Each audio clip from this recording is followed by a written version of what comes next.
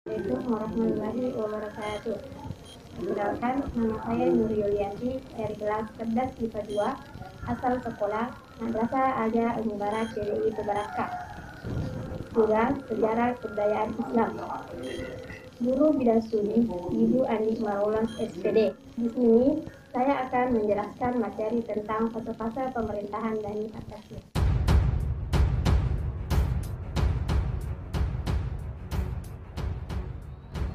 Bani Abbasiyah merupakan potret kejayaan umat Islam. Pemerintahan Bani Abbasiyah yang berlangsung selama 505 tahun dan diperintah oleh 37 khalifah. Menurut para pakar sejarah, bahwa masa pemerintahan Bani Abbasiyah dibagi ke dalam 5 fase, yaitu mulai dari kelahiran hingga melemahnya pemerintahan Bani Abbasiyah. Baiklah, saya akan menjelaskan fase-fase pemerintahan Bani Abbasiyah. Fase pertama yaitu fase pembentukan pada tahun 132 Hijriah sampai 232 Hijriah atau sama dengan 750 Masehi sampai 847 Masehi. Pada fase ini disebut juga dengan pengaruh Persia pertama, berlanjut dari kekuasaan Khalifah pertama yaitu Abu Abbas As-Saffah pada tahun 132 Hijriah atau 750 Masehi sampai ke Khalifah yang ke-9 yaitu Al-Wasti pada tahun 232 Hijriah atau 847 Masehi.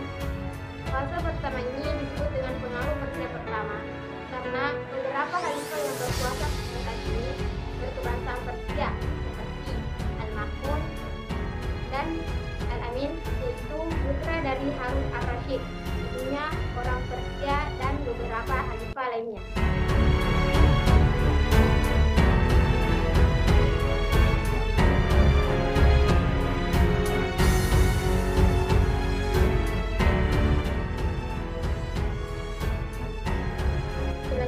Fase yang kedua yaitu tahun 232 Hijriah sampai 334 Hijriah atau 847 Masehi sampai 945 Masehi. Fase kedua ini dikenal juga dengan pengaruh kekuasaan Turki pertama. Fase ini dimulai dari khalifah yang ke-10 yaitu Al-Mutawakkil. Pada fase ini, perkembangan peradaban masih bisa berkembang, akan tetapi tidak sebesar seperti fase sebelumnya. Peradaban ilmu dan peradaban lainnya, seperti membangun istana, masjid, dan kota masih tetap berjalan dengan baik. Baru pada akhir abad ke-9, pada saat terjadi disintegrasi atau pecahnya kekuasaan Islam menjadi wilayah-wilayah kecil yang lepas dan merdeka dari pemerintahan Abbasiyah sebagai pusat pemerintahan Islam. Pada waktu itu, proses pengembangan peradaban mulai menurun, akan tetapi para pelajar dari Eropa masih berbondong-bondong untuk belajar di pusat-pusat peradaban, baik yang ada di Baghdad maupun di kota-kota yang ada di Andalusia. Menurut pakar sejarah, bahwa fase ini masih bisa dibilang dengan masa kejayaan peradaban Islam.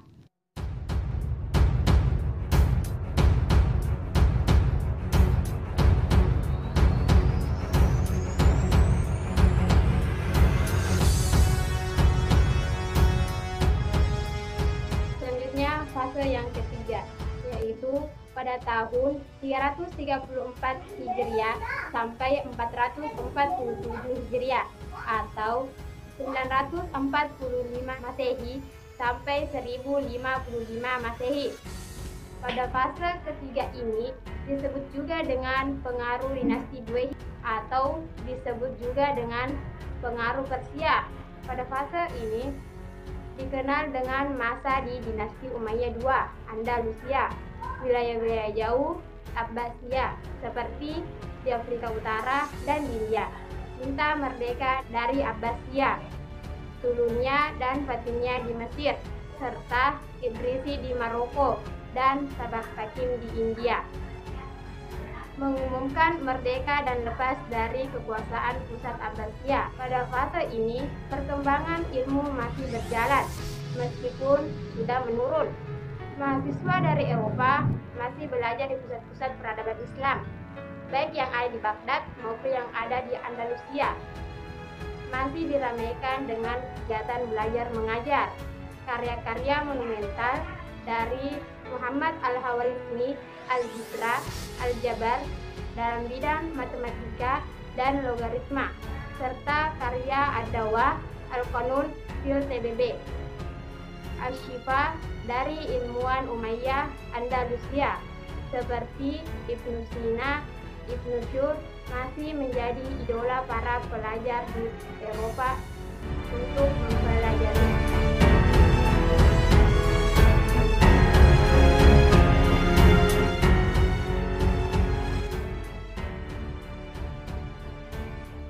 Selanjutnya, fase yang keempat, yaitu pada tahun 447 Hijriah sampai 590 Hijriah atau 1055 Masehi sampai 1194 Masehi.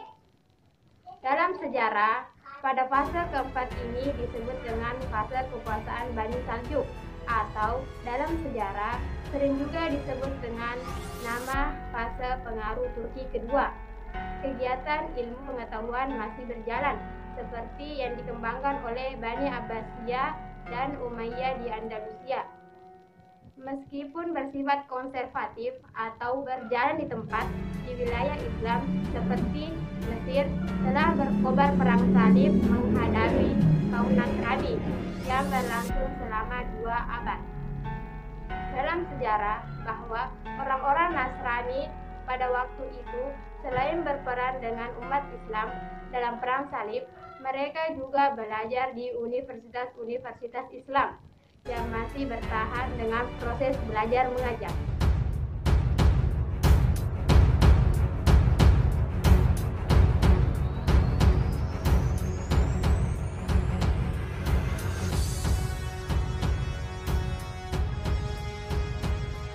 Selanjutnya fase yang kelima atau fase kehancuran, yaitu pada tahun 590 Hijriah sampai 656 Hijriah atau 1194 Masehi sampai 1258 Masehi.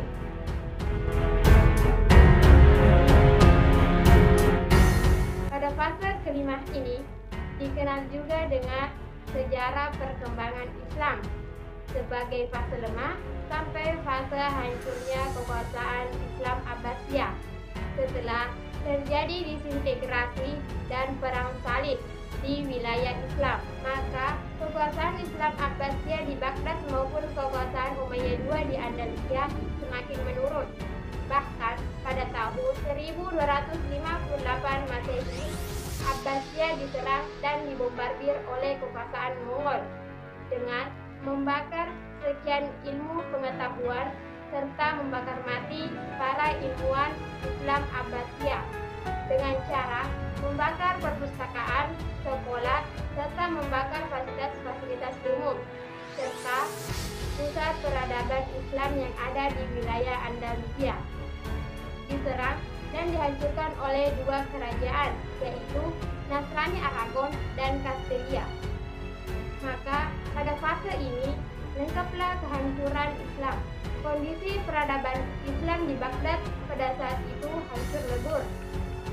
2 sungai yang besar yang membelah kota Baghdad, yaitu Tigris dan Euphrates, hitam beberapa bulan lantaran dibuatnya abu pembakaran peradaban itu kedua sungai tersebut. Setelah kejadian tragis itu, maka peradaban Islam yang selama 5 abad lebih membangun peradaban dengan susah payah kini telah takluk dan hancur binasa. Suramlah peradaban Islam, besulah wajah peradaban Islam, dan berakhirlah kegemerlapan peradaban Islam.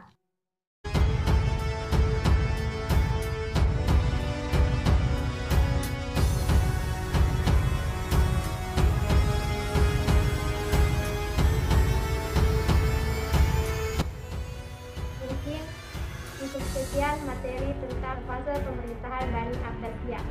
Semoga kita bisa mengambil manfaatnya. Minallahi musta'an wal